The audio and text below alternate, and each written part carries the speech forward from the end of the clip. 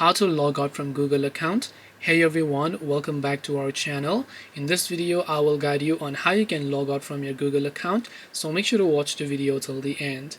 If you want to log out from your Google account, now it depends upon on your Android phone. Let's say you have your Google application and then you would like to log out of Google, which means you have to remove the Google account completely from your device. Now for this you can open any Google or maybe even Chrome or just the Google app and then tap the profile icon from the top right.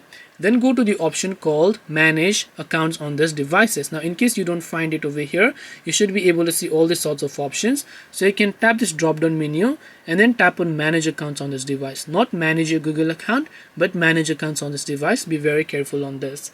When you come to this page, you should be able to see a list of Gmail, Outlook, Hotmail, whatever type of email you've added. So in order to remove the Google account, select that Google account, tap on remove, tap the remove option, and then you'll be able to log out successfully. This way you'll be able to log out your Google account. Hope this video was helpful. If you have got any questions, feel free to leave them down.